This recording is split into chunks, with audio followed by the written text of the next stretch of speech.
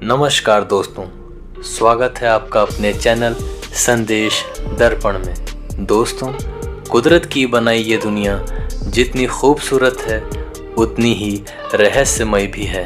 आपने इस दुनिया से जुड़े कई ऐसे रोचक फैक्ट्स के बारे में सुना होगा जो लोगों को हैरान कर देते हैं। इसी कड़ी में आज मैं आपको कुछ ऐसे फैक्ट्स बताऊंगा जिसे जानने के बाद शायद आप उस पर यकीन करने से पहले कई बार सोचेंगे। तो आइए शुरू करते हैं अपनी इस वीडियो को।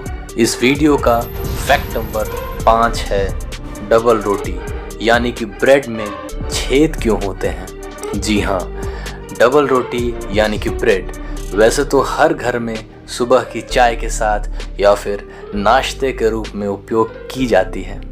यह इतनी नरम और स्पंजी होती है कि इसे खाने में एक अलग तरह का स्वाद आ जाता है। इसकी शुरुआत इजिप्ट में हुई थी, लेकिन देखते ही देखते आज ये पूरी दुनिया में प्रचलित है। लेकिन इसे खाने के साथ साथ इससे जुड़ा एक सवाल ज़रूर सबके मन में उठता होगा।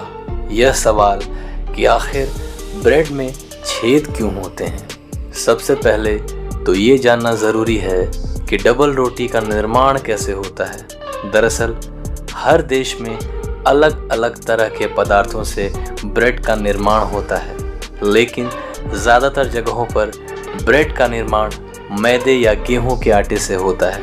यहीं गेहूं का आटा और मैदे का आटा अत्यधिक प्रचलित है। तो आइए अब जानते हैं कि आखिरकार ब्रेड में छेद क्यों होते हैं। दरअसल जब ब्रेड को बनाने के लिए मैदा पानी के साथ गूंदा जाता है तो इसमें थोड़ी सी मात्रा में खमीर का भी उपयोग होता है। यह खमीर गूंदे हुए मैदे की नमी और गर्मी के चलते फैलने लग जाता है। यह इतनी तेज़ी से फैलता है कि इस प्रक्रिया में बुलबुले के रूप में कुछ गैस भी उत्पन्न हो जाती है, जो मैदे से बनी डबल रोटी का वॉल्यूम बढ़ाने में सहायक होती है। लेकिन जैसे ही डबल रोटी को भट्टी में सेका जाता है, गैस के ये बुलबुले फूट जाते हैं और इनमें भरी गैस बाहर निकल जाती है। गैस के निकलने के कारण ब्रेड में छेद हो जाता है। आपको बता दूं कि ब्रेड में उपस्थित यही गैस उसे अंदर से अच्छी तरह से सेकने में सहायक होती है। तो दोस्तों, आइए बढ़ते हैं अपने अगले फैक्ट की ओर। फैक्ट नंबर 4, दिन भर रोते और कान क्यों हिलाते रहते हैं हाथी। जी हाँ दोस्तों, आपने हमेशा देखा होगा कि हाथी दिन भर अपने कान हिलाते रहते हैं, लेकिन क्या कभी आपने ये सोचा है कि वे ऐसा क्यों करते हैं। दरअसल हाथी अपने विशालकाय शरीर की गर्मी को कानों के जरिए बाहर छोड़ते हैं। यह काम हाथी के कानों की कोशिकाएं करती हैं। यही कारण है कि अफ्रीका के हाथियों के कान बहुत बड़े होते हैं, क्योंकि वहाँ गर्मी भी ज़्यादा होती है। हाथी की आँखों की रोशनी भी बहुत कम होती है। ख़ास बात तो यह है कि तेज़ रोशनी में उन्हें कम और कम रोशनी में उन्हें ज़्यादा दिखता है।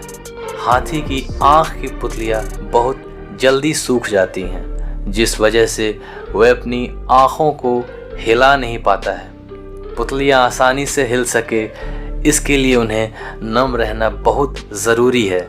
यही कारण है कि हाथी की आँख में एक तरल पदार्थ की सप्लाई होती रहती है, जो ज़्यादा होने पर आँखों से बाहर निकल आती है, जिसे हम आंसू समझ बैठते हैं। तो दोस्तों, आपको ये जानकारी कैसी लग रही है ज़रूर कमेंट करें और वीडियो में अंत तक बने रहें ताकि आप और भी फैक्ट्स को जान पाएँ।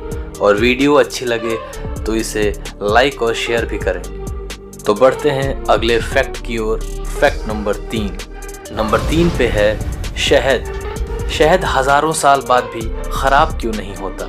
जी हाँ, चाहे वज़न घटाना हो या फिर खूबसूरती बढ़ानी हो, शहद के अनेकों फ़ायदे हैं। लेकिन क्या आपको ये पता है कि शहद कब तक ख़राब नहीं होता।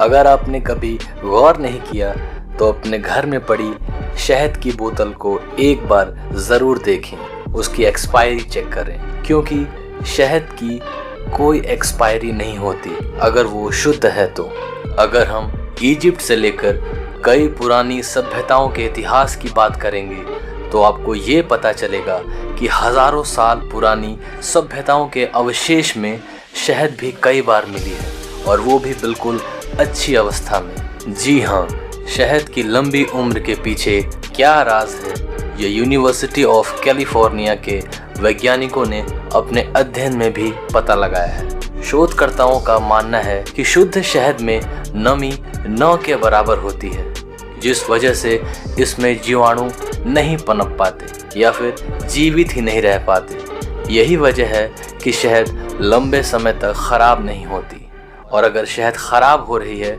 तो इसकी ये वजह है कि उसमें किसी प्रकार की मिलावट है, वो शुद्ध है ही नहीं। तो इस कड़ी में हमारा अगला फैक्ट नंबर 2 है, छिपकली कैसे अपनी पूंछ छोड़कर भाग जाती है।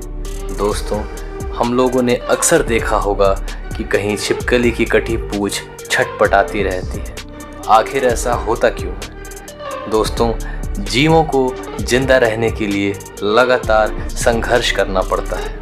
खुद के लिए भोजन की तलाश और दूसरों का भोजन न बन जाए, इसके लिए तो संघर्ष करना ही पड़ेगा। शत्रुओं से बचने के लिए हर एक जीव में अलग अलग प्रकार के बचाव के साधन होते हैं। छिपकली का पूंछ को छोड़कर भागना व पूंछ के टूटे हुए टुकड़े का हिलते रह जाना, ऐसा ही एक तरीका है। छिपकली में एक अद्भुत क्षमता होती है कि जब भी कभी वह अपने शत्रु की पकड़ में आ जाती है तो वह अपनी पूंछ को छोड़कर भाग जाती है। कटी हुई पूंछ कुछ देर के लिए छटपटाती रहती है, जिससे शत्रु का ध्यान उसमें लग जाता है। तब तक छिपकली वहां से निकल जाती है। ऐसे चकमा देने वाली छिपकली की पूंछ में एक खास बात होती है। उसकी पूंछ की हड्डी और रीढ़ की हड्डी के बीच का जोड़ बहुत कमज़ोर होता है, इसलिए थोड़ा सा दबाव पड़ने पर वे आसानी से टूट जाती है, जिससे पूंछ शरीर से अलग हो जाती है। अलग हुए इस टुकड़े में तंत्रिकाओं के बचे हुए हिस्से एक साथ उत्तेजित हो जाते हैं, जिसकी वजह से कटा हुआ सिरा कुछ सेकंड्स तक छटपटाता ही रह जाता है। तो दोस्तों, बढ़ते हैं अपने सबसे इंटरेस्टिंग फैक्ट की ओर। Fact number 1। नंबर 1 पे है कि मकड़ी अपने जाल में खुद क्यों नहीं चिपकती। दोस्तों, मकड़ी अपने शिकार को फंसाने के लिए जाल बुनती है। छोटे छोटे कीड़े इस जाल में आसानी से फंस जाते हैं। इन कीड़ों का इस जाल से निकल पाना काफ़ी मुश्किल होता है, लेकिन क्या आपने कभी ये गौर किया है कि मकड़ी खुद उस जाल में एक जगह से दूसरी जगह आसानी से कैसे घूम लेती है? क्या आपको पता है कि ऐसा क्यों होता है? तो दोस्तों, आइए जानते हैं इस फैक्ट को। दरअसल बात यह है कि मकड़ी का पूरा जाल चिपकने वाला होता ही नहीं है। वह इसका कुछ हिस्सा चिपचिपा बुनती है और बाकी कुछ हिस्से को ऐसे ही छोड़ देती है जहां वे खुद आराम से घूम सके। इसीलिए वह आसानी से इसमें घूम लेती है। वैसे अपने जाल में फंसने से बचने के लिए मकड़ी एक और तरकीब निकालती है। वे रोज़ाना अपने पैर काफ़ी अच्छे तरीके से साफ करती है ताकि इन पर लगी धूल और दूसरे कण निकल जाएं। कुछ वैज्ञानिक तो ये कमेंट करें, और ऐसी ही वीडियोस देखने के लिए मेरे चैनल को ज़रूर सब्सक्राइब करें और शेयर करें। मिलते हैं फिर ऐसे ही किसी वीडियो के साथ, तब तक के लिए धन्यवाद।